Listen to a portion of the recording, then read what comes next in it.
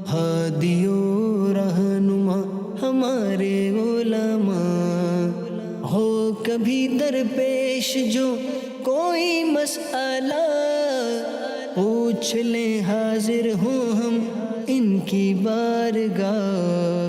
अल्हम्दुलिल्लाहि रब्बिल आलमीन वस्सलातु वस्सलामु अला खातिमिन नबिय्यीन अम्मा बअदु फ़अऊज़ु बिल्लाहि मिनश शैतानिर रजीम बिस्मिल्लाहिर रहमानिर रहीम अस्सलातु वस्सलामु अलैका या रसूलल्लाह व अला आलिका व अस्हाबिका या हबीबल्लाह अस्सलातु वस्सलामु अलैका या नबिय्यल्लाह व अला आलिका व अस्हाबिका या नूरल्लाह। मदनी चैनल के नाज़रीन, प्रोग्राम दारुल इफ्ता अहले सुन्नत में आपको मरहबा कहते हैं, खुशामदीद कहते हैं। अल्लाह रब्बुल आलमीन हम सबको दीन इस्लाम की बातें सीख कर समझ कर उन पर अमल पैरा होने की तौफीक अता फरमाए। हमारे प्यारे रसूल सल्लल्लाहु अलैहि वसल्लम का फरमाने अज़मत तालिशान है, ज़य्यिनु मजालिसकुम बिस्सलाति अलैया फ़इन्न सलातकुम अलैया नूरुल लकुम यौमल क़ियामा। अपनी मजलिसों को मुझ पर दुरूद पढ़कर आरास्ता करो कि तुम्हारा मुझ पर दुरूद पढ़ना क़यामत के दिन तुम्हारे लिए नूर होगा। सल्लु अलल हबीब सल्लल्लाहु तआला अला मुहम्मद सल्लल्लाहु अलैहि व आलिहि वसल्लम। आज के हमारे मेहमान हैं मुफ्ती मोहम्मद कफ़ी रज़ा तारी, इनको खुशामदीद कहते हैं। जज़ाकल्लाहु खैर। कैसे मिजाज गिरामी? अल्हम्दुलिल्लाह अला कुल्ली हाल। माशाल्लाह। हमारे पास कुछ वीडियो सवालात भी और ऑडियो की सूरत में, इसी तरह SMS की सूरत में। देखिए, जो दीन मतीन के, दीन इस्लाम के जो अहकामात हैं वो हर आदमी को हस्ब हाल सीखना ये फ़र्ज़ होते हैं। यानी जो मामला उसे दरपेश है उसके हवाले से दीनी शरई रहनुमाई उसकी हासिल करना और उसके मुताबिक अमल करना, ये एक बेसिक फ़राइज़ में से है कि हम अल्लाह रब्बुल आलमीन के अहकामात उन पर उस तरह अमल करें और वो नवाही यानी उन चीज़ों जिनसे मना किया गया है उनसे हम रुक जाए।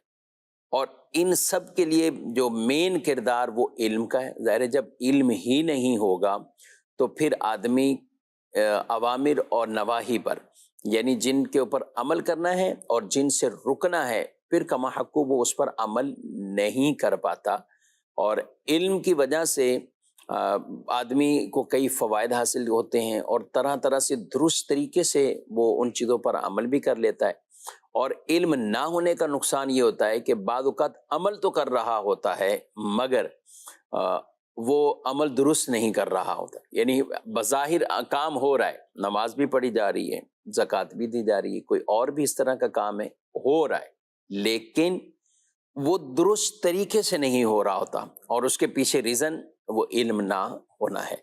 तो हमें हर मामले में अपने दीनी मामलात के अंदर हस्ब हाल उन चीज़ों का हमें इल्म भी सीखना ये बहुत अहम और ज़रूरी है। वो चाहे मर्द हों चाहे औरतें हों, हर एक के ऊपर ये एक फरीज़ा है जिसे हदीस पाक के अंदर इरशाद फरमाया गया कि इल्म को तलब करना हर मुसलमान मर्द और औरत पर ये फरीज़ा है, ये फ़र्ज़ है। और उसकी तशरीह यही कि हस्ब हाल जो दरपेश मामलात हैं और उनके लिए हमें ज़रूर इस तरह की रहनुमाई वो हासिल करना वो अहम और ज़रूरी है। बढ़ते हैं अपने सवालात की तरफ और देखते हैं हमारे नाज़रीन क्या पूछें। ट्रैक्टर अगर हम नकद बेचते हैं तो मकसद 10 लाख का है, अगर हम टाइम पर देते हैं यानी कि ड्यू पर देते हैं 1 साल का, जी ये जो साल की मियाद है और पैसा इसमें डबल मिलता है। मकसद 10 लाख का है ट्रैक्टर तो उसमें 12 लाख मिलता है। जी बिस्मिल्लाहिर्रहमानिर्रहीम। उधार पर ख़रीदो फ़रोख्त करना के हवाले से इनका सवाल है कि कोई चीज़ आप कैश पर बेचते हैं तो उसकी कीमत जो है वो कम होती है आम तौर पर, जबकि वही चीज़ अगर आप क्रेडिट पर बेचते हैं तो ऐसी सूरत में उसकी कीमत ज़्यादा रखी जाती है। देखिए, बुनियादी तौर पर कैश में किसी चीज़ की कीमत का कम होना और क्रेडिट पर या उधार पर उस चीज़ की कीमत का ही ज़्यादा कर देना ये जायज़ है, इसके अंदर कोई हरज नहीं है। जबकि ये जो कीमत का इजाफा है ये उस चीज़ यानी ये रकम में जो इजाफा है वो उस चीज़ की कीमत के ही तय किया जाए। ठीक, अगर ये तय किया इसके बरक्स कि जनाब चीज़ की कीमत तो वही जो है वो 7 लाख रुपए है, सही, लेकिन आप अगर जो है वो 6 महीने में देंगे तो आपको जो है वो 8 लाख देने होंगे, अगर आप साल में देते हैं तो आपको जो है वो 9 لاکھ روپے دینے ہوں گے. تو جتنا آپ ٹائم بڑھاتے جائیں گے اس حساب سے جو ہے وہ آپ کی مدت کے بدلے میں پیسے ہم بڑھاتے رہیں گے.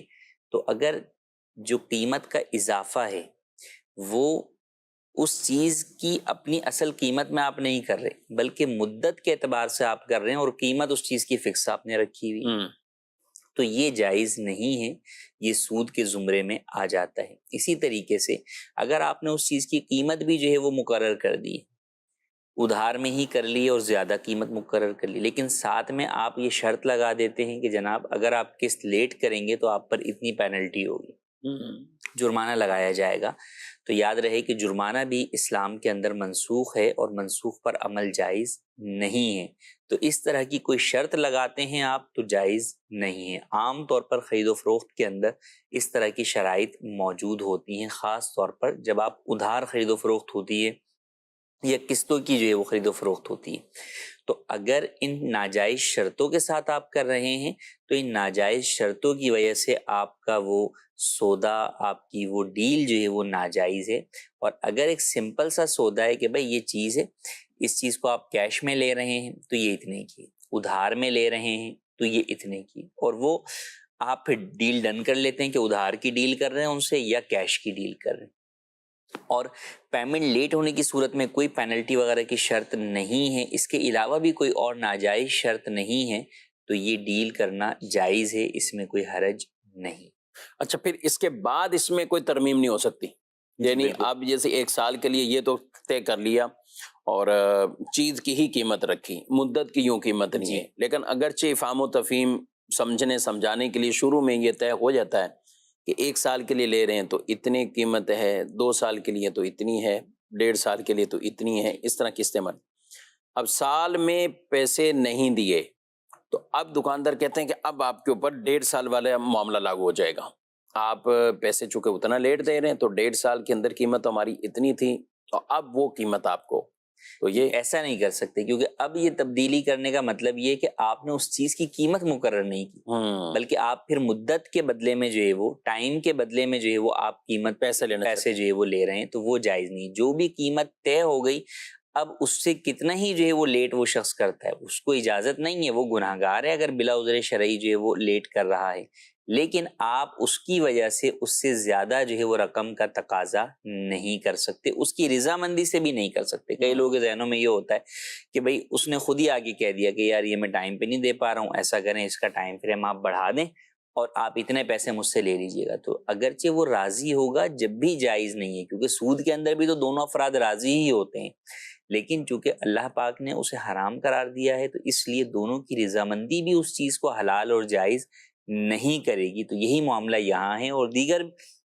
خرید و فروخت کے بہت سارے معاملات کے اندر ہیں کہ 2 افراد کی رضامندی جو ہے وہ حرام کو حلال نہیں کرے گی، تو لہٰذا اس سے بچنا ضروری.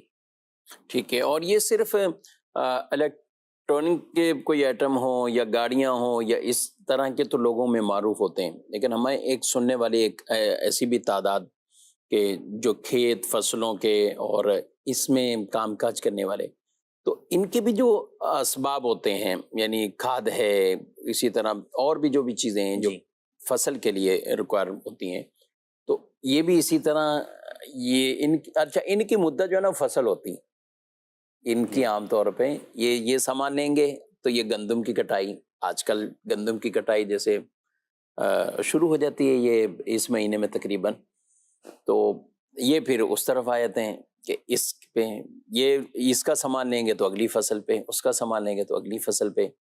کیا کہتے ہیں؟ دیکھیں مدت، اس میں یہ بھی ایک اچھی آپ نے بات ڈسکس کی کہ ہم جب بھی کوئی چیز قیمت ادھار پر لیتے ہیں، کوئی بھی چیز جب ادھار پر آپ خرید و فروخت کرتے ہیں تو اس کی ادھار کی مدت کا متعین ہونا ضروری ہے کہ وہ ادائیگی کب کریں گے. اب وہ مدت کس اعتبار سے طے ہو سکتی ہے کہ آپ یہ کہہ دیں کہ بھئی 1 مہینے کے بعد، 2 مہینے کے بعد ادا کروں گا، یا آپ تاریخ طے کر لیتے ہیں، تو یہ تو ٹھیک ہے. ایک یہ ہے کہ جناب میں 1-2 مہینے میں دے دوں گا، تو یہ درست نہیں ہے، کیونکہ آپ نے 1-2 مہینے کہہ دیا تو وہ سامنے والا 1 مہینے پہ کھڑا ہوا ہوگا لائیے دیجیے، اور آپ بولیں گے 7-2 بھی تو بولا تھا، ہاں تو دوسرے مہینے کے اینڈ پر جو ہے وہ میں دوں گا. اور کوئی زیادہ تیز ہے تو وہ 1 اور 2 کو 3 مہینے بھی کہے کہ بھئی 2 اور 1 میں 3 مہینے ہو گئے. تو اس لیے کوئی بھی ایسی چیز جو کہ آپس میں بعد میں جھگڑے کا سبب بنے، شریعت مطہرہ جو ہے وہ اس سے منع کرتی ہے. تو لہٰذا وقت کا تعین جو ہے وہ ضروری ہے جب بھی آپ ادھار خرید و فروخت کریں گے. اب جس طرح تاریخوں کے اندر ہوتا ہے اسی طریقے سے پرانے زمانے کے اندر بھی یہ ہوتا تھا کہ بھئی فلاں ایک موقع، مشہور موقع ہے، کوئی میلہ آنے والا ہے، اس سے تاریخوں کا تعین ہوتا تھا. فصل کی کٹائی کے اعتبار سے جو ہے وہ ہوتا تھا. تو اس اعتبار سے بھی اگر فصل کی کٹائی کو طے کر لیا ہے تو اس میں حرج نہیں، کیونکہ فصل کی کٹائی عام طور پہ معروف ہوتی ہے کہ وہ یہ فلاں پر. اب اگر کسی نے کہا نہیں جناب جب بارش ہوگی تو ہم دیں گے، تو اب وہ پتہ نہیں بارش جو ہے وہ کب ہوگی. بھلے بعد موسم بارش کے ہوتے ہیں، اگرچہ ہوتے ہیں، لیکن وہ انسان کے اختیار میں نہیں ہے. کٹائی کا تو ایک سب کو پتہ ہے کہ بھئی ہم سب نے جو ہے وہ مل کے جو ہے وہ کرنی، اور فلاں وقت کے اندر فصل جو ہے وہ تیار ہو جاتی ہے. لیکن کوئی بھی ایسی چیز کے اوپر آپ جو ہے وہ ادائیگی کو وہ کنڈیشن کرتے ہیں کہ جو آپ کے اختیار میں نہیں ہے اور اس کا پتہ ہی نہیں ہے کہ جناب وہ ہو بھی سکتی ہے، نہیں بھی ہو سکتی، کب ہوگی، تو وہ مدت جو ہے وہ طے کرنا جائز نہیں ہے. تو بہرحال یہ معاملہ چاہے کاروبار کے اندر جو ہے وہ آپ کے موٹر وہیکلز کے اندر ہو، یا جو ہے وہ کھیت کے کاموں کے اندر ہو، یا اس کے برعکس عام طور پر جو لوگ خرید و فروخت کرتے ہیں گھریلو راشن کی، روزمرہ کی بنیاد پہ بھی کرنے والے ہوتے ہیں گلی محلے کے اندر، وہ ان سے بھی جو ہے وہ چیزیں لے کر جو ہے وہ جا رہے ہوتے ہیں کہ جناب تنخواہ آنے کے اوپر جو ہے وہ دے دیں گے، جو پورے مہینے کا حساب جو ہے وہ کر رہے ہوتے ہیں. تو وہاں بھی یہ تمام باتوں کا خیال کرنا ضروری ہے کہ یہ نہیں کہ وہ اس نے اگر تنخواہ اس کی لیٹ ہو گئی اور پتہ ہے کہ بھئی 1 سے 5 تاریخ میں درمیان میں آ جاتی ہے، یہ ٹائم طے ہے، اور اب اس کی اس دفعہ تنخواہ لیٹ ہو گئی اور اس نے اگلے مہینے دیا، تو آپ اس کے اوپر اضافی چارج نہیں کر سکتے. جو قیمت ہے وہی جو ہے وہ آپ کو ادا کرنی ہوگی اور آپ وہی تقاضا کر سکتے ہیں. یہاں پر یہ بھی ضروری ہے کہ اس طرح جب لوگ خاص طور پہ سامان خریدتے ہیں قیمت ہی طے نہیں کرتے. قیمت ہی طے نہیں. یہ جو چھوٹا موٹا گھر کا سامان جو لینے والے لوگ ہیں تو وہ جناب جو ہے نا، وہ بعض جگہ تو دونوں طرف ہوتا ہے کہ دونوں کی کاپیاں ہوتی ہیں، وہ اپنی کاپی میں بھی اس کے پیسے لکھ دیتے ہیں اور سامنے والے کی کاپی میں بھی اس کے پیسے لکھ دیتے ہیں. لیکن کئی دفعہ ایسا ہوتا ہے کہ دکاندار اپنے پاس ہی نوٹ کر رہا ہوتا ہے اور یہ آئے بس سامان لیا، انہوں نے لیا اور سامان لے لیا. آخر میں آگے حساب پوچھ لیا اس نے، بھائی وہ سامان کتنے کا ہے کچھ نہیں پتا، اس نے جو ریٹ لگا دیا. اچھا پھر بسا اوقات وہ دکاندار بھی ہوتا ہے کہ ٹھیک ہے ابھی تو میں نے مہینے والے ریٹ جو ہے وہ لگائیں، اگر 2 مہینے بعد پیمنٹ کی تو میں 2 مہینے والے ریٹ جو ہے وہ لگا دوں گا. تو ایسا کرنا بھی جائز نہیں ہے. اولاً تو قیمت کا تعین بہرحال ضروری ہے کہ آپ خریدتے وقت ہی، ایک یہ ہے وہ چیزیں جن کا پتہ ہی ہے، بھائی مثال کے طور پر ڈبل روٹی جو ہے وہ خریدتا ہے کوئی، تو اسے پتہ ہے کہ ڈبل روٹی کی یہ پرائز ہے، دودھ اتنے کا ہے، دودھ اتنے کا ہے، تو ٹھیک ہے. اب اس کے اندر بھی جب تبدیلی آئے گی تو انفارم کرنا پڑے گا کہ جناب اب جو ہے وہ ریٹ بدل گئے ہیں. ہاں اچھا، یہ تو اتنی بات چیزیں ہوتی ہیں نا کہ اس کی تبدیلی سب کو پتہ چل، سب کو پتہ ہے، پیٹرول ہے پتہ چل جاتا ہے، دودھ ہے تقریباً لوگ بورڈ لگا دیتے ہیں، کیونکہ یہ زیادہ میرا خیال کیش آئٹم ہے، اس لیے لوگوں کو وہ اعلان بھی ہوتے ہیں اور اس کے مطابق اس کی تشہیر بھی ہو، سوشل میڈیا پہ بھی ہو جاتی. پیٹرول کے بالخصوص ہم کہیں تو ہر ایک کو پتہ چل جاتا ہے کم ہو رہا ہے زیادہ ہو رہا ہے دودھ کا. لیکن یہ جو آپ کریانہ جنرل اسٹور یا اس میں جہاں لوگوں کی بس آ رہی ہیں چیزیں آ رہی ہیں. اچھا اس میں ایک اور بات ہے، ایک آدمی نے مجھ سے یہی پوچھا کہ جیسے اب کسی سے اتنی دوستی ہے، کلوزنگ ہے، سب معاملات، اب اتنے ہمارے دوست ہیں، یہی بات اسی مسئلے کی چلی، تو ان کے جنرل اسٹور بھی ہیں، بیکریز بھی ہیں، اس طرح کے کام ہیں. تو اب بولے بھائی دوست فون کرتے ہیں کہ بھائی یہ سامان گھر بھیج دو.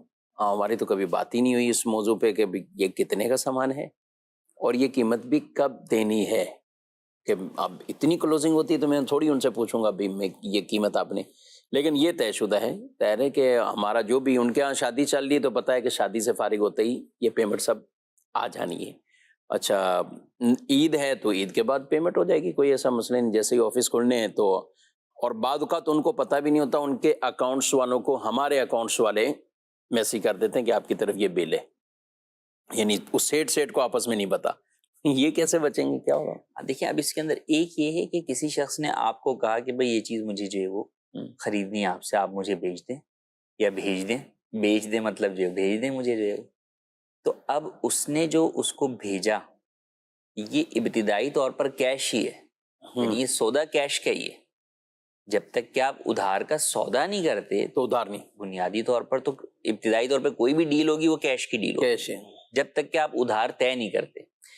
اب کیش کی ڈیل ہے اور اس کے اندر جو کیش ریسیو کرنا ہے جس نے، یعنی جو دکاندار ہے، وہ سامنے والے کو بعد میں مہلت دے دیتا ہے کہ ٹھیک ہے تم بعد میں دے دینا، یعنی اس کا اختیار یہ بھی ہے کہ اسی ٹائم لے لیں جی، جب اپنا وہ سامان سامان ہی نہ دے کہ بھائی پہلے کیش دو پھر میں جو وہ دوں، ٹھیک ہے۔ لیکن اگر وہ سامان دے دیتا ہے کہ ٹھیک ہے بعد میں تم سے جو وہ لے لوں گا، تو اس کے اندر جو وہ حرج نہیں ہے۔ لیکن اگر انڈرسٹوڈ طور پر ہے کہ بھئی ان سے ڈیل ہوتی ہی ادھار کی ہے، تو پھر ایسی صورت کے اندر مدت کا تعین جو وہ ضروری ہے۔ اب مدت کا تعین یوں بھی ہو سکتا ہے کہ ان کے ساتھ ہی طے ہے کہ بھئی ہم جب بھی آپ سے جو وہ سامان لیں گے تو وہ مثال کے طور پہ 1 ہفتے کی مدت ہے کہ ہم آپ کے بل کی ادائیگی کر دیں گے۔ اس طرح کئی دکانداروں کا بھی ہوتا ہے کہ ان کے بل پر یہ وہ لکھا ہوا ہوتا ہے کہ جناب جو ادھار کی وہ ہے، ادھار کا جو بھی ڈیل ہے اس کی جناب 7 دن میں ادائیگی جو ہے وہ ضروری ہے۔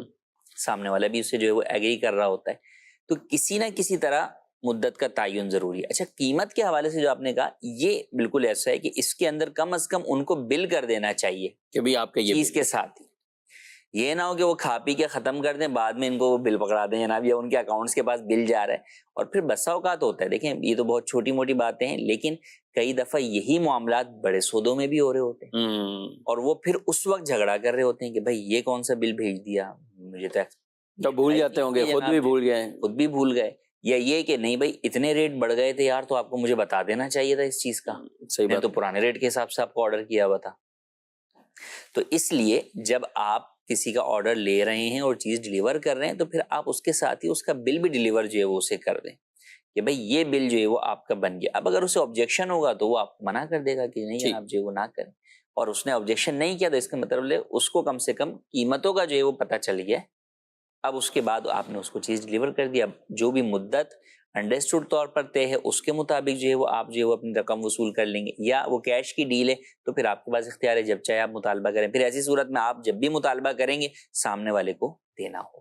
ٹھیک ہے، چلیں، بہت ڈیٹیل اور تفصیل سے یہ مسئلہ تقریباً اکثر درپیش ہوتا ہے اور لوگ پوچھ ہی رہے ہوتے ہیں، آئے دن تقریباً اس طرح کے کوئی نہ کوئی مسائل وہ آ رہے ہوتے ہیں، تو بڑی تفصیلاً گفتگو ہوئی ہے۔ امید ہے اس میں جہاں بڑی بڑی چیزیں قسطوں پہ خریدی جاتی ہیں، اس کے ساتھ ساتھ جو نارمل عام بھی دکانداروں سے ہم چیزیں لیتے ہیں، تو اس کے حوالے سے بھی رہنمائی امیدیں مل گئی ہوگی، اس کے مطابق ہی ہمیں کرنا چاہیے۔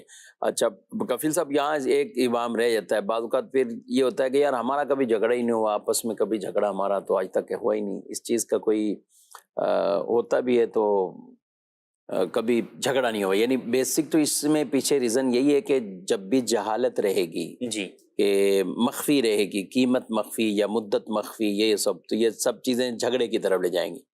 اب کوئی ایک آدمی کہ میرا تو نہیں کبھی جھگڑا ہوا، تو اس کو کیا اجازت دی جائے گی؟ دیکھیں بنیادی طور پہ جب بھی قوانین بنتے ہیں، اصول بنتے ہیں، تو اس میں یہ نہیں دیکھا جاتا کہ ان دو افراد کے درمیان وہ کام ہوگا یا نہیں، بلکہ ایک جرنل دیکھا جاتا ہے کہ بھئی یہ چیز، اس کے جو ہے وہ سائیڈ ایفیکٹ کیا ہے، اس کے نقصانات کیا ہیں، تو اس اعتبار سے اس کے رولز جو ہے وہ بن جاتے ہیں اور پھر انہی رول کو فالو کیا جاتا ہے۔ اب ہیلمٹ پہن کر جو ہے وہ سیفٹی کے لیے جو ہے وہ آپ نے جو ہے وہ نکلنا ہے، لیکن کوئی شخص کہہ رہے بھائی میں تو اتنے عرصے سے جو ہے بغیر ہیلمٹ کے نکل رہا ہوں، میرا آج تک کبھی کچھ نہیں، ایکسیڈنٹ ہی نہیں ہوا، کچھ بھی نہیں ہوا، تو اب اس کو جو ہے وہ ویو آف نہیں کر دیا جائے گا وہ رول۔ تو بات یہ ہے کہ جب بھی کوئی قانون بنتا ہے جنرل حالات پر ہوتا ہے، ٹھیک ہے، تو لہٰذا اس حالت کے مطابق اگرچہ آپ کے درمیان کتنی ہی وہ ہو، بلکہ آپ یہ بولیں بھائی اگر جھگڑا ہو بھی گیا تو میں معاف کر دوں گا، میں چھوڑ دوں گا، میں سارے بل چھوڑ دوں گا، کوئی مسئلہ ہی نہیں ہے، اتنا میرا جو ہے وہ عزیز ہے، تو پھر آپ گفٹ کر دیں اسے، پھر اسے گفٹ کر رہے ہیں۔ جی۔ لیکن جب آپ اس ڈیل کو جو ہے وہ خرید و فروخت کے تحت لے کر آتے ہیں، پھر مسائل یہی ہو، ٹریڈ ہے آپ کی، بزنس ہے آپ کا، تو پھر بہرحال جو بزنس کے رولز اینڈ ریگولیشنز ہیں آپ کو ان کو فالو کرنا پڑے گا، اور جس طرح ہم دنیاوی رولز اینڈ ریگولیشنز کو فالو کرتے ہیں، اسی طریقے سے سب سے بنیادی چیز یہ ہے کہ ہر کام میں، چاہے وہ بزنس ہو، چاہے امور خانہ داری ہوں، یا اپنے ذاتی معاملات ہوں، یا ایجوکیشن ہو، سب چیزوں میں جو شریعت کے اصول و ضوابط ہیں انہیں سب سے پہلے جو ہے وہ ہمیں ترجیح دینی چاہیے۔ ماشاءاللہ۔ جی، مزید سوال؟ میرا نام سلمان حامد ہے اور میرا تعلق ریلوے سوسائٹی ماڈل کالونی سے ہے۔ خلا لینے کا شرعی طریقہ آپ برائے کرم ارشاد فرما دیں۔ اور دوسرا سوال یہ ہے کہ خلا یا طلاق کے بعد جو نابالغ بچے ہیں ان کی کفالت، پرورش اور رہائش کی ذمہ داری کس کے اوپر ہے اور وہ کس کے ذمے پر ہے؟ یہ پورا ایک جو نا سبجیکٹ، پورا ایک ٹاپک انہوں نے خود ہی سوال میں، اچھا کئی سوال ایسے ہوتے ہیں بعض اوقات سوال تو 1 منٹ کا، یہ بھی تقریباً اس کے ڈوریشن میں نے دیکھی، لیکن 1 منٹ کے اندر اندر ختم ہو گیا سوال، لیکن جواب وہ ظاہر ہے طویل ہوتے ہیں. یہ ان لوگوں کے لیے بھی بات بطور خاص کہہ رہا ہوں گا جو کسی کے ذہن میں شبہ ڈالنے والے، وہ بعض اوقات 30 سیکنڈ کا ہی ڈالتے ہیں، لیکن جب ان کو جواب بھیجا جائے نا اس کا 10 منٹ کا، نہیں جی وہ تو 30 سیکنڈ میں آ گیا تھا سوال، تو 30 سیکنڈ میں جواب بھی آ جائے اس کا، 30 سیکنڈ میں وہ جواب بھی سننا چاہ رہے ہوتے ہیں. سوشل میڈیا پہ طرح طرح کے لوگ بعض اوقات ڈال دیتے ہیں، لوگوں کو وسوسہ ڈال دیا. اب کسی نے ایک حدیث روایت کہیں سے بھی اٹھائی، وہ بیان کر دی، اور اس کا کوئی پس منظر سیاق و سباق یا اس سے ریلیٹڈ دیگر روایات کو نہیں بیان کیا، تو ظاہر ہے اب جب جواب دینے والا ہوگا تو وہ سب چیزوں کو بیان کرے گا. اس پر مجھے یہ یاد آیا کہ کئی دفعہ لوگ دارالفتہ میں آتے ہیں، کہتے ہیں چھوٹا سا مسئلہ پوچھا. ہاں چھوٹا سا مسئلہ بتا، ارے ان کا چھوٹا سا مسئلہ تو ان کو بندہ بعد کا بولتا ہے کہ آپ کا بڑا مسئلہ کتنا ہوگا یار. نہیں بس اوقات ان کی وہ تو وہی بات کہ انہوں نے تو آدھی منٹ کے اندر اپنا مسئلہ بیان کر دیا کہ بھائی چھوٹا سا مسئلہ پوچھنا ہے. تو میں ان کو یہ کہتا ہوں مسئلہ آپ کا چھوٹا ہے لیکن اس کا جواب چھوٹا یا بڑا ہے اس کا تو ہم نے تعین کرنا ہے. جواب ہے کیا یہ نہیں، تو بہرحال جواب پر ڈیپینڈ کرتا ہے. اچھا بعض لوگوں کا بہت لمبا مسئلہ ہوتا ہے اور اس کا جواب 2 لائن کا ہی ہوتا ہے. ہاں کہ ان کے وہ مسئلہ ان کی نظر میں بہت بڑا ہوتا ہے. نہیں مسئلہ کچھ ہوتا ہی نہیں اصل میں. در حقیقت یہ ہے کہ وہ اس کے اندر پوری کہانی اور ایک وہ پوری تفسیر اور پس منظر وہ ایڈ کر دیتے ہیں جس کا اس مسئلے سے کوئی تعلق نہیں ہوتا. تو بسا اوقات وہ پھر یوں مطمئن بھی نظر نہیں آ رہے ہوتے کہ ہم نے تو اپنا مسئلہ بتانے مفتی صاحب کو آدھا گھنٹہ لگا دیا اور مفتی صاحب نے 2 منٹ میں ہی جواب دے دیا اس کا، تو لگتا ہے نہیں پورا سنا نہیں ہے میرا مسئلہ، پورا سنا نہیں ہے. تو یہ بھی پیش نظر رہے. لیکن ہمارے بھائی نے تو بڑا ایک ٹاپک، پورا ایک ٹاپک بیان کیا ہے اور مسئلہ بھی صحیح پوچھا ہے انہوں نے، کوئی اور اہم ٹاپک ہے اور بہت اہم. اور آج کل کے دور کے اندر خاص طور پر یہ جس قدر جو ہے وہ رائج ہوتا چلا جا رہا ہے دونوں اعتبار سے. پہلا سوال بھی اور دوسرے سوال کے اعتبار سے بھی کافی سوالات جو وہ لوگوں کے ذہنوں میں ہوتے ہیں. بلکہ میں آپ کو یہ کہوں کہ شاید ہمارے یہاں دارالفتہ کے اندر ہر مہینے جو ہے وہ کوئی 20 کے قریب جو ہے وہ یہ سوالات دوبارہ ریپیٹ جو ہے وہ ہوتے ہیں ایک برانچ میں، مطلب یہ کیس آتے ہیں باقاعدہ، یوں کہیں کہ 15-20 خاندان فیملیز والے ایک دارالفتہ کی ایک برانچ میں آ کر تحریری فتویٰ آ کر یہ سوال. اس کے علاوہ جو فون پہ ہی پوچھ لیتے ہیں، فون پر پوچھ لیتے ہیں، ای میل پر پوچھ رہے ہیں، واٹس ایپ پر پوچھ رہے ہیں، وہ جدا ہے. اور بہت سارے تو وہ ہیں جو ویب سائٹ سے خود ہی جو ہے وہ دیکھ کر جو ہے وہ کہ یہ ہے. اب ہم نے ویب سائٹ کے اوپر بھی جو ہے وہ ہمارے یہ جوابات جو ہے وہ موجود ہیں. تو بہرحال ابھی فی الحال ہم مختصر کوشش کرتے ہیں کہ ان سوالات کے جوابات جو ہے وہ دینے کی. بنیادی طور پر خلا کا ان کا پہلا سوال تھا کہ خلا کی کیا شرعی حیثیت ہے. دیکھیں خلا اللہ پاک نے قرآن مجید میں جو ہے وہ ارشاد فرمایا کہ طلاق جو ہے وہ 2 مرتبہ ہے، اور پھر اس کے بعد جو ہے وہ یا تو احسان کے ساتھ جو ہے وہ روک لو، یا پھر جو ہے وہ احسان کے ساتھ ہی بھلائی کے ساتھ جو ہے وہ روک لو، یا پھر اسے چھوڑ. الطلاق مرتان فامساکم بمعروف او تسریح باحسان. اچھا پھر اسی میں آگے جو ہے وہ اللہ پاک نے جو ہے وہ بیان فرمایا کہ جو ہے وہ اگر یہ دونوں حدود اللہ پر قائم نہیں رہ سکتے تو پھر ایسی صورت میں خلا کا راستہ جو ہے وہ اختیار کیا جا سکتا ہے. خلا اور طلاق میں فرق کو سمجھنا ضروری ہے. طلاق شوہر دیتا ہے، خلا بھی دیتا شوہر ہی ہے، اس میں تقاضا عورت کی جانب سے ہوتا ہے. صحیح. طلاق میں عورت کی جانب سے تقاضا نہیں ہوتا، یا ہو بھی لیکن دے شوہر ہی طلاق کے الفاظ کے ساتھ یا خلا کے الفاظ کے ساتھ بھی دے، تو ایسی صورت کے اندر شوہر کی جانب سے جو ہے وہ خلا بھی ہو سکتی ہے اور طلاق بھی ہو سکتی ہے، دونوں چیزیں. یعنی طلاق ہو یا خلا دے گا شوہر ہی. دے گا شوہر ہی. اچھا وہ کیوں ہے؟ کیونکہ اللہ پاک نے قرآن مجید میں ارشاد فرما دیا بیدہ عقدۃ النکاح، شوہر کے ہاتھ میں نکاح کی گرہ ہے. ٹھیک. تو اس گرہ کو شوہر ہی کھول سکتا ہے، اس کے علاوہ کوئی اور نہیں کھول سکتا، نہ عورت نہ کوئی اور شخص.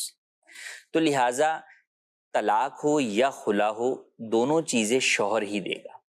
ہاں خلا میں یہ ہوتا ہے کہ عورت اپنے حق مہر کے بدلے میں اس سے تقاضا کرتی ہے کہ بھئی تمہیں تو مجھ سے کوئی مسئلہ نہیں ہے لیکن مجھے جو ہے وہ مسئلہ ہے اور میں جو ہے وہ نہیں رہنا چاہتی، اور اس بنیاد پر میں اپنا حق مہر جو ہے وہ معاف کرتی ہوں اور اس کے بدلے میں تم سے خلا کا تقاضا کرتی ہوں. لہٰذا جب شوہر جو ہے وہ عورت کے اس تقاضے کو قبول کرتے ہوئے خلا دے دیتا ہے تو عورت پر طلاق بائن واقع ہو جاتی ہے خلا کے ذریعے، اور شوہر پر حق مہر دینا لازم نہیں رہتا. اب یہ بنیادی بات اس چیز کو جو ہے وہ یہاں پر سمجھنا ضروری ہے کہ دے گا بہرحال شوہر ہی. ہاں عورت کا بلا عذر شرعی طلاق یا خلا کا مطالبہ کرنا یہ جائز نہیں ہے. حدیث پاک میں فرمایا کہ ایسی عورت جو وہ جنت کی خوشبو بھی نہ سونگھ پائے گی، حالانکہ جنت کی خوشبو 500 برس دوری سے آتی ہے.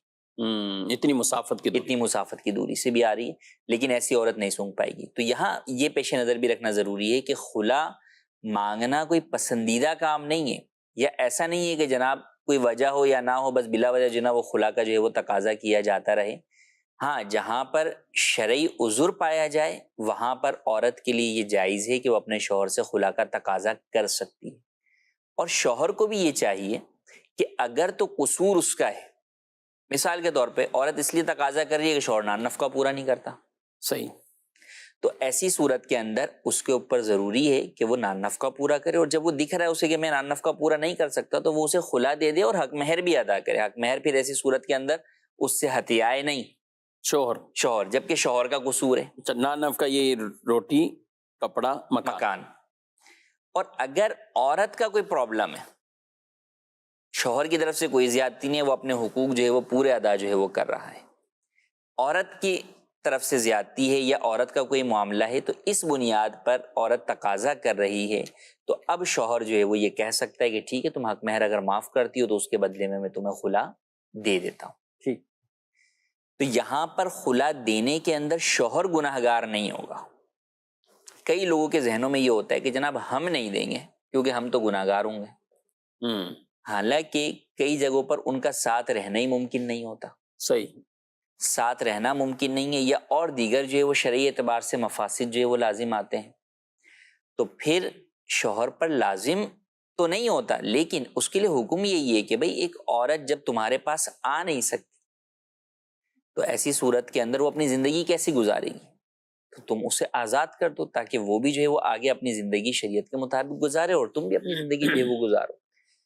تو یہ طریقہ کار ہے بنیادی طور پر. لیکن اس کے برعکس لوگوں نے یہ سمجھ لیا ہے کہ نہیں جناب، جب ہم نے عورت نے تقاضا کر لیا ہے تو بس اب خلا ہو گیا، یا وہ خلا دینا ہی دینا شوہر کے اوپر جو ہے وہ لازم ہے، یا اگر شوہر نہیں دیتا تو پھر کہیں سے بھی جو ہے وہ خلا لے لیا جائے. تو یاد رہے کہ اس طرح جو ہے وہ خلا نہیں ہوگا جب تک کہ شوہر نہیں دے گا. اچھا، بس ہوگا شوہر سے بھی جو ہے وہ سائن کرواتے ہیں ایسے پیپر کے اوپر جو کہ خلا کا پیپر نہیں ہوتا. وہ خلا کا پیپر، یہ اس سے پرمیشن نہیں لے رہے ہیں کہ ہم کہیں اور سے لے لیں. ہاں، اس طرح کا جو ہے وہ لے لیتے ہیں، یا پورا وہ مسئلہ لکھا ہوا یوں یوں یوں ہے یوں ہے اور میں جو ہے وہ خلا چاہتی ہوں. بھائی اتنا ہی لکھا ہوا عورت میں خلا چاہتی ہوں، اس پہ سائن لے لیے شوہر سے. بھائی آپ خلا چاہتی ہیں یہ تو آپ کی طرف سے ہو گیا نا، شوہر کے الفاظ اس میں ہے ہی نہیں اس پیپر کے اندر کہ بھائی میں فلانا بنت فلاں کو اپنی بیوی کو فلانا بنت فلاں کو جو ہے وہ خلا دیتا ہوں یا طلاق دیتا ہوں، ایسا کچھ لفظی اس میں نہیں، کوئی لفظ یعنی جو طلاق یا خلا کو واقع کریں الفاظ ہی نہیں ہے. تو لہٰذا ان باتوں کو پیش نظر رکھنا ضروری ہے. تو سب سے پہلے تو یہ بات کلیئر رکھیں کہ خلا آپ کو شوہر سے ہی لینی ہے. اچھا، اس کے طریقہ کار کیا ہونے چاہیے؟ خاندان کے ذریعے سے، جن کے ذریعے سے رشتہ لگا ہے ان کے ذریعے سے، اور دیگر اہل محلہ کے ذریعے سے، یا جو بھی اثر و رسوخ والے افراد ہیں جو شوہر کے تعلق رکھتے ہیں ان کے ذریعے سے جو ہے وہ کریں. اور اس میں بھی سب سے بہتر کیا چیز ہے کہ سب سے پہلے دارالفتہ سے کسی سنی مفتی صاحب سے رہنمائی لیں کہ عورت کا یہ مطالبہ خلا درست ہے یا نہیں. ٹھیک، ورنہ پتہ چلے کہ عورت کا مطالبہ ہی درست نہیں ہے اور سارے مل کے شوہر کو ہی پریشر دے دیں گے جناب خلا دے دو تم. تو وہاں تو عورت کو سمجھایا جائے گا کہ بھئی تم کیوں جو ہے وہ خلا کا تقاضا کر رہی ہو، یہاں پہ تو خلا کی کوئی وجہ ہی تمہاری جو ہے وہ نہیں بن رہی ہے. تو دیکھیں، نکاح اور یہ جو شادی کی جو زندگی ہے، شادی شدہ زندگی ہے، کوئی بچے گڑیا کا کھیل نہیں ہے کہ جناب آج بولیں یہ گڑیا پسند ہے، آج بولیں نہیں یہ پسند نہیں ہے، آج گڑیا بولے مجھے گڈا پسند نہیں ہے، ٹھیک ہے، یا آج مجھے فلاں کام کرنا ہے یا آج فلاں کام نہیں کرنا. تو ایک جو زندگی ہوتی ہے، ازدواجی زندگی ہوتی ہے، شادی شدہ زندگی ہوتی ہے، ایک نئی زندگی کا آغاز آگے نسل انسانی کے لیے ہوتا ہے. بالکل. تو آپ ان چیزوں کو پیش نظر رکھتے ہوئے جو بھی فیصلہ کیا، اسی لیے ابتدائی طور کے اوپر نکاح کے وقت کیوں شریعت نے دونوں کی رضامندی کو لازم قرار دیا؟ اسی لیے لازم قرار دیا تاکہ وہ اس ایک رشتے کو ایک احسن انداز کے اندر جو ہے وہ آگے لے کر چل سکے. تو یعنی وہ بنیاد دیکھی جائے گی، وہ بنیاد تقاضا کی. اب یہ بعض اوقات آپ کے سامنے بھی ہمارے سامنے بھی ایسی وجوہات آتی ہیں، کیا ہوا ہے، کبھی گھمانے نہیں لے گئے، جی، کبھی باہر کا کھانا نہیں کھلایا، کبھی وہاں نہیں گئے. یہ مطلب بعض اوقات ہوتے ہیں, ہر وقت نہیں. اچھا دوسری طرف بھی ہم اگر آئیں دونوں تو طرف ایک چیزیں. طبقہ وہ بھی ایک ہوتا بہت ہے بڑا طبقہ خواتین کے اوپر ظلم بھی ہو رہا ہوتا ہے جو ہے بعض وہ اوقات. کرتا ہے, شوہر جو ہے وہ ظلم کرتا ہے. تو لہٰذا سب سے پہلے اس بات کا تعین کہ اچھا پھر جہاں واقعی جو ہے وہ ہے کہ جناب شوہر کی جانب سے وہ ہے نقصان ہے, تو وہاں پر بالکل جو ہے وہ شوہر کو جو بھی ایسے افراد ہیں, وہ چاہے شوہر کے اپنے خاندان والے ہیں. اچھا کئی دفعہ ایسا ہوتا ہے کہ کئی لوگ ایسے ہوتے ہیں کہ وہ ان کو پتہ ہوتا ہے کہ بھئی ان کا بھائی ان کا بیٹا جو ہے وہ غلط کر رہا ہے اس معاملے میں, لیکن وہ پھر بھی صرف اس وجہ سے کہ نہیں کہ ہمارا بیٹا ہمارا بھائی ہے وہ اس کی سرپرستی کرتے ہیں. اور کئی لوگ بڑے جو ہے وہ تکبر سے یہ بات کہتے ہوئے نظر آتے ہیں کہ میں تو نہیں دے رہا, جاؤ تمہیں زندگی بھر رلاؤں گا, تم لٹکی رہو. وہ یہ بھول جاتے ہیں کہ کل کو آگے ان کی بیٹی, ان کی جو ہے وہ بہنیں, ان کے ساتھ بھی اگر ایسا ہو تو کیا ہوگا. تو یہ بہت بڑا ظلم ہے کہ کوئی شخص جو ہے وہ اپنی بیوی کے حقوق ادا نہ کرے یا اس پر ظلم کرتا ہو اور پھر اس کو چھوڑے بھی نہیں, وہ لٹکا کے رکھے. اور کئی ایسے ہیں کہ تعلق بھی ختم کر دیتے, یعنی ساتھ بھی نہیں رکھتے, میکے میں وہ بیٹھی ہوئی ہے اور پھر یہی ہوتا ہے کہ ٹھیک ہے تم گھومتی رہو, میں جو ہے وہ تمہیں خلا جو ہے وہ طلاق نہیں دوں گا. اچھا اسی میں وہی بات جو میں نے شروع میں کی کہ کئی لوگوں کے ذہن میں ہوتا ہے کہ بھائی ہم نہیں دیں گے, ہم دیں گے تو ہم گناہ گار ہوں گے. حالانکہ یہاں تو آپ نہ دے کر آپ گناہ گار ہو رہے ہیں کہ آپ نے ایک عورت کے حقوق ادا نہیں کر رہے, اس پر آپ ظلم الگ جو ہے وہ کر رہے ہیں. اور پھر جب وہ خلاصی کے لیے ایک راستہ چنتی ہے تو آپ اس راستے کی طرف بھی اسے نہیں جانے دیتے. تو لہٰذا ایسا کرنا ہرگز جائز نہیں ہے. ایسی صورت کے اندر خاندان کے بڑے افراد پر, برادری کے بڑے افراد پر یہ چیز ضروری ہے کہ وہ دیکھیں اور اس کو چھٹکارا دلائیں, ظلم سے عورت کو جو ہے وہ بچائیں. اور اچھا یہاں تو شرعی بالخصوص جب ہم بات کریں وہ شرعی بنیادوں پر ہے نا, یعنی اگر کوئی راستہ اختیار کر کے کہے, اور بعض اوقات لڑکی والے بھی کہتے ہیں دیکھ لیں گے ہم, تم کیا کر سکتے ہو, ہم کہیں نہ کہیں سے سند ڈگری لے لیں گے اس چیز کے, اب آپ بیٹھے رہو. اب تو ان کا بھی یہ انداز ٹھیک نہیں ہے, ادھر والا کا بھی نہیں ٹھیک ہے. جب نہیں ہو رہا تو پھر اس کو جدائی پراپر یہی ہے. کئی دفعہ یہ بھی ہوتا ہے کہ واقعی جو ہے وہ عورت کی طرف سے بھی جو ہے وہ بلا وجہ کا تقاضا ہے, لیکن اب اس نے حتی الامکان جو ہے وہ اس معاملے کو سدھارنے کی, صلح کے ذریعے سے منانے کی کوشش کر لی شوہر نے, لیکن اب یہ دکھ رہا ہے کہ نہیں جناب عورت بھی جو ہے وہ اپنی ہٹ دھرمی یا ضد پر جو ہے وہ قائم ہے, سالوں ہو گئے اور وہ بیٹھی ہوئی ہے.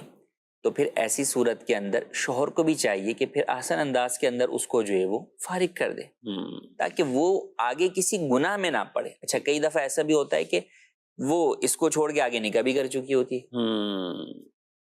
اس کو پتا ہے کہ بھئی یہ میرے نکاح کے اندر ہے, میں نے اس کو خلا یا طلاق دی نہیں ہے, اور وہ آگے کر رہی ہے. تو اب بھی بطور مسلمان دیکھیں ہم میں ہر ایک کو ایک ہی کہ میرا آپ سے کوئی بھی رشتہ یا تعلق ہے, اس بنیاد پر کوئی بھی ناچاکی چپکلش ہے اور میری آپ سے نفرت, لیکن بطور مسلمان ایک مسلمان کو دوسرے سے نفرت نہیں ہونی چاہیے. ظاہر اس میں کہ وہ اس کو جہنم میں جاتا ہوا دیکھے اور یہ بچا بھی سکتا ہے نہ بچائے.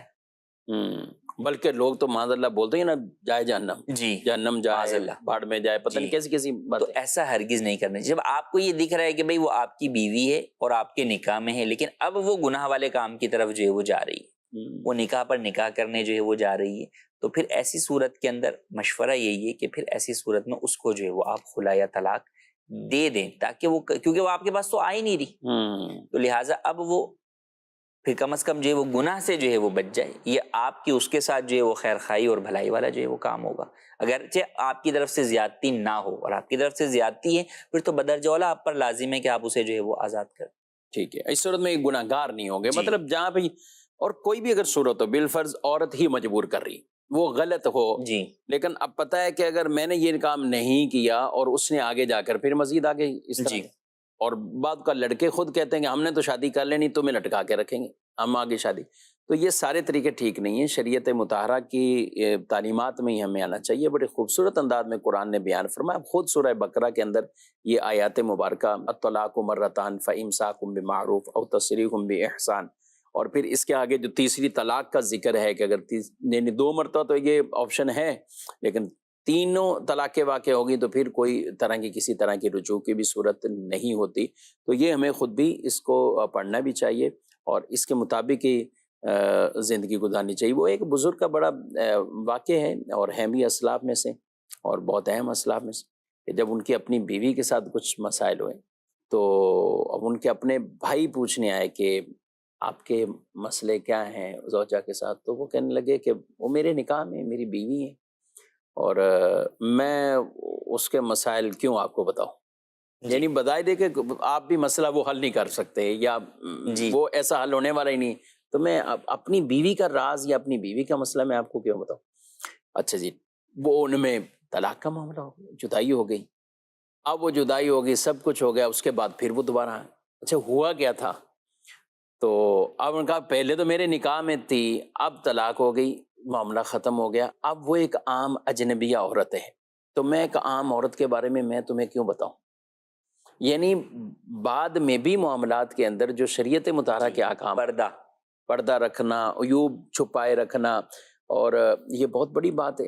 یہ ناظرین کرام، اور یہ ہمارے ان تمام لوگوں کے لیے سمجھیں کہ نصیحت اور کتنا خوبصورت مدنی پیغام ہے کہ کئی لوگ ایسا کرتے ہیں. اچھا یہ رشتوں میں بہت زیادہ ہوتا ہے میاں بیوی کے اندر، اب بعد میں برائیاں جو ہے وہ بیوی کی کر رہے ہیں، بیوی شوہر کے، سارے یعنی آپس کے وہ امور جو کہ کبھی بھی ڈسکلوز نہیں ہونے تھے، اب وہ ایک دوسرے کے جو ہے وہ بیان کیے جا رہے ہیں. اچھا نہ صرف شوہر بیوی کے بلکہ جو ہے وہ ساس نند بہو ان سب کے آپس میں دونوں طرف سے جو ہے وہ ہو رہے ہوتے ہیں.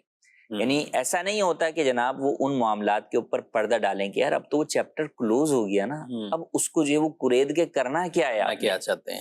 اسی طرح دوستوں کے اندر بھی کہ کبھی دوستی ٹوٹی تو اب پھر پچھلے سارے جو ہے وہ پول کھول دی. سارے ملازمین میں بھی کہ جب تک آپ ادارے میں ہیں تو آپ نے منہ بند رکھا ہوا تھا، جس دن آپ ادارے سے باہر ہوئے تو اب آپ نے کہا چلیں جناب اب دیکھیں میں اس ادارے کی سارے پول جو ہے وہ کھولتا. اور وہ بالفرض عیوب ہیں ان کو بیان کرنا، اور جہاں عیوب ہے ہی نہیں ان کو جو ہے وہ بیان کرنا، الزام جیسے تہمت جو ہے وہ لگانا. تو یہ بالکل جو ہے وہ ان باتوں میں اس طرح کی تعلیمات ہمارے سامنے پیش نظر رہنی چاہیے. ان کا دوسرا سوال باقی ہے، بہت دوسرا سوال باقی ہے، اور میں تو ادھر دیکھ رہا ہوں جو میرے پاس لائن لگی ہوئی ہے SMS کے اوپر اتنے. اور خیر یہ بڑا اہم ٹاپک تھا، آپ نمبر یہ نوٹ فرما لیجئے. اس کے بعد بھی اس طرح کے دائرے آپ کو بھی مسائل ہوں گے، اور ہماری یہ گفتگو سننے کے بعد بھی کئیوں کو یہ ایک اشارہ ملتا ہے کہ ہم جو کر چکے ہیں وہ غلط ہے، اب کیا کرنا چاہیے، اس کو کیسے ہم سدھاریں.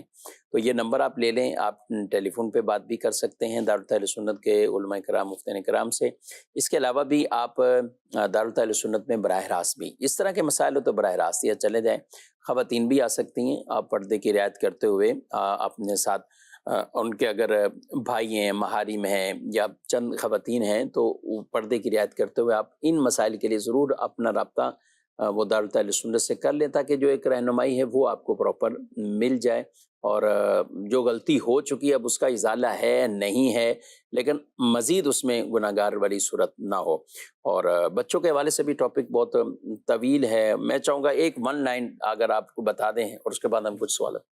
دیکھیں بچوں کا حق پرورش بیٹے کا 7 سال کی عمر تک اور بیٹی کا 9 سال کی عمر تک ماں کے پاس ہوتا ہے، جبکہ ماں جو ہے وہ شادی نہ کرے. ٹھیک ہے، یا بچے کے غیر محرم سے شادی. جی اصل تو یہی ہے، عام طور پر یوں ہی ہوتا ہے. تو آسان لفظوں میں آپ یوں سمجھ لیں، ہاں اگر بچوں کے محرم سے ہی شادی کر لی، مثال کے طور پہ جناب جو ہے وہ شوہر کا انتقال ہو گیا اور اب جو ہے وہ عدت گزار کے عورت نے دیور سے ہی شادی کر لی، تو اب یہ بچوں کا محرم ہے، تو اب بھی حق پرورش ماں کے پاس ہی رہے گا. لیکن اگر ایسا نہیں ہے، بچوں کے نامحرم سے شادی کی، تو پھر ایسی صورت میں عورت کا حق پرورش ختم ہو جاتا ہے اور یہ حق پرورش نانی کے پاس آ جاتا ہے اگر نانی حیات ہیں تو. لیکن عمر وہی رہے گی 7 اور 9 سال، بیٹے کے لیے 7 سال، بیٹی کے لیے 9 سال. اور اس دوران بچوں کا جو بھی خرچ ہے وہ باپ پہ لازم ہوگا. اور 7 اور 9 سال کی جب عمر ہو جائے گی تو اب بچے باپ کے سپرد ہی کیے جائیں گے، اب پرورش میں باپ کی رہیں گے. ٹھیک، دونوں صورتوں میں جب ماں کے پاس تھے یا نانی کے پاس تھے یا بعد میں باپ کے پاس آ گئے، ایک دوسرے سے ملاقات کے لیے بچوں کو منع نہیں کیا جا سکتا. جب ماں کی پرورش میں ہے تو باپ بچوں کی ملاقات روکی نہیں جا سکتی. اسی طرح جب بچے باپ کی پرورش میں آ جائیں گے تو ماں اور بچوں کی ملاقات کو روکا نہیں جا سکتا، کیونکہ رشتہ آپ دونوں کا ختم ہوا ہے، اولاد کا اپنے والدین سے رشتہ باقی ہے. تو لہٰذا اس چیز کو پیش نظر رکھنا ضروری ہے. نان نفقے میں جو ہم نے بنیادی بات بتائی کہ وہ باپ پر لازم ہے، اس میں یہ بات ہمیشہ یاد رکھیں کہ لوگ پوچھتے ہیں وہ کتنا ہے. وہ باہمی رضامندی سے بیٹھ کر جو اخراجات ہیں ان کو پیش نظر کر کیا جائے گا. اس میں کئی دفعہ لوگوں کی طرف سے زیادتی ہوتی ہے. جناب میں سب اسکول پڑھانا ہے، باپ کہہ رہا ہے کہ بھئی میری اتنی طاقت ہے کہ میں جو ہے وہ مثال کے طور پہ 2000 روپے والے اسکول میں پڑھا سکتا ہوں. ماں کہتی ہے نہیں جناب میں تو 10,000 والے اسکول میں پڑھانا ہے. صحیح. تو یہ نہیں دیکھا جائے گا، باپ کی استطاعت کے مطابق ہی اخراجات جو ہے وہ کیے جائیں گے۔ ہاں ایک بنیادی خرچہ ہے بھائی، کھانا روٹی جو چیزیں ہیں بنیادی، تو اس کے اندر باپ اپنی آمدنی بڑھائے گا تاکہ اپنے بچوں کے اخراجات جو ہے وہ پورے کریں، لیکن اس کے علاوہ جو بھی سائیڈ کے اضافی اخراجات ہیں وہ مائنس بھی ہو سکتے ہیں، جیسے اسکول یا اور دیگر چیزیں ہیں، یا ان میں کم والی سائیڈ کو جتنے میں باپ جس کو افورڈ کر سکتا ہے اسے اختیار کیا جائے گا، اور اس میں بھی کیش دینا ضروری نہیں ہے، وہ بچوں کا جو بھی کھانے پینے کا سامان ہے وہ سامان کی صورت کے اندر بھی انہیں فراہم کر سکتا ہے، ڈائریکٹ سامان ہی دے رہے ہیں، ڈائریکٹ فیس بھی جو ہے وہ اسکول کی جو ہے وہ ادا کر سکتا ہے، ڈائریکٹ کپڑے ہی لے جا کر دے دے کہ بھئی یہ لیں میرے بچوں کے کپڑے ہیں، یہ جو ہے وہ آپ انہیں جو ہے وہ پہنا دیں، تو یوں بھی کیا جا سکتا ہے۔ بہرحال یہ باہمی رضامندی سے بیٹھ کر طے کرنے والی چیز ہے۔ یعنی اس رشتے کا تقدس یعنی بچوں کا تو ہے نا، ماں باپ ہیں دونوں، ایک اعتبار سے ان کا مستقبل خراب نہیں کرنا چاہیے۔ اصل میں ہوتا یہی ہے کہ دیکھیں جب یہ دونوں بھی رشتے میں تھے تو اب اس پہ کتنا خرچہ ہو رہا تھا، وہی خرچہ بعد میں بھی ہونا ہے نا، بعد میں بھی ہونا، الگ تھوڑی ہونا ہے۔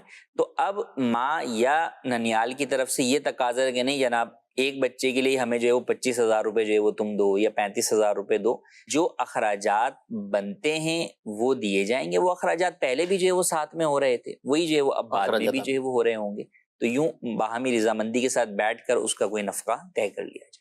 اچھا یہ سوال آیا کہ حق مہر پہلے ہی لے لیا ہو تو اب کیا خلا کی صورت ہو سکتی ہے؟ جی پہلے بھی ہو سکتا ہے خلا، لیکن ایسی صورت میں عورت کو پھر اگر عورت حق مہر کے بدلے میں خلا لیتی ہے اس کو پھر اپنا حق مہر جو اس نے وصول کر لیا وہ واپس کرنا ہوگا، کچھ نہ کچھ بدل رکھنا پڑے گا خلا میں۔ جی خلا کے اندر جو ہے وہ حق مہر کے بدلے میں ہوتا ہے، لیکن اس کے بغیر بھی خلا ہو سکتا ہے، اگر شوہر کہتا ہے ٹھیک ہے میں تمہیں ویسے ہی خلا دے دیتا ہوں بغیر حق مہر کے، تو بھی جو ہے وہ خلا ہو جائے گا۔ ایک ہی دن میں نکاح اور ولیمہ ہو سکتا ہے؟ ایک اور سوال ہے، چلیں ایک دو سوال ہے۔ دیکھیں نکاح اور ولیمے کے درمیان شب زفاف کا جو ہے وہ ہونا ضروری ہے، تو لہٰذا شب زفاف کے بعد ہی ولیمہ ہو سکتا ہے۔ ٹھیک ہے، بعض اوقات ہوتے ہیں لوگ کہ جن میں وہ پہلے ہی ان کے ولیمے یا بڑی دعوت ہو جاتی ہے، تو ان کو چاہیے کہ جیسے ہی رخصتی ہو جائے تو اس کے اگلے دن یا اس سے اگلے دن مختصر سی اپنے گھر میں دعوت رکھ لیں، اس میں ولیمے کی نیت کر لیں، اور وہ ولیمے کی نیت سے وہ کھانا کھلا دیں گے تو انشاءاللہ ان کے ولیمے کی سنت بھی ادا ہو جائے گی۔ یہ کئی لوگوں میں بعض اوقات ایسا دیکھا ہے، اور یعنی رخصتی کے بیچ میں زیادہ فرق بھی یہ ولیمے کے لیے یوں نہیں ہے، پھر سنت نہیں رہے گا۔ اب رخصتی ہو رہی ہے ایک ہفتے میں جمعے کو ہو رہی ہے اور ولیمہ اگلے جمعے کو ہو رہا ہے، ولیمہ بعض اوقات جو ہے وہ 10 دن بعد 8 دن بعد۔ جی ہاں ناظرین، اس طرح کے مسائل آتے ہیں، اس لیے ہم عرض کر رہے ہیں۔ بعض اوقات رشتہ داروں میں کچھ ایسے پروگرام اور ہوتے ہیں یا ہالز وغیرہ نہیں مل رہے ہوتے ہیں، اپنا مطلوبہ ہال نہیں مل رہا ہوتا، تو لوگ اس کام کو ڈیلے کر رہے ہوتے ہیں۔ تو جو اگر سنت کی ادائیگی ہے تو وہ چاہے آپ اپنے گھر میں پھر کچھ ہی لوگوں کو بلا کر، تاکہ سنت بھی ہو جائے، وہ جو دعوت ہو رہی وہ شادی کی ایک دعوت ہو جائے گی، لیکن ولیمے کی جو سنت ہے اس کی بھی ادائیگی اس طرح ممکن ہے کہ آپ گھر میں کچھ انتظام کر کے وہ ولیمے کی نیت سے کھانا کھلا دیں تو انشاءاللہ وہ سنت بھی ادا ہو جائے گی۔ بہت سے شرعی مسائل آپ کے ابھی بھی ظاہر ہے، یہ جو ہمیں پروگرام میں ملے ہیں تو اگر اسی پہ ہم جواب دیتے رہیں تو تقریباً 2 گھنٹے بھی کم پڑیں گے، جتنے سوالات آج اس پروگرام میں ہمیں SMS ہے یا دیگر کالز کے ذریعے بھی جو موصول ہوتے ہیں، لیکن ظاہر ہے ایک پروگرام کا وقت ہے تو وہ اپنے اختتام کو پہنچا ہے، اور آپ سے ہم اجازت چاہتے ہیں۔ اللہ تعالیٰ شاد و آباد رکھے اور ہمیں دین اسلام کی احکامات پر عمل پیرا ہونے کی توفیق دے، آمین بجائے۔ ہادی و رہنما ہمارے علماء، ہو کبھی درپیش جو کوئی مسئلہ، پوچھ لیں حاضر ہوں ہم ان کی بارگاہ۔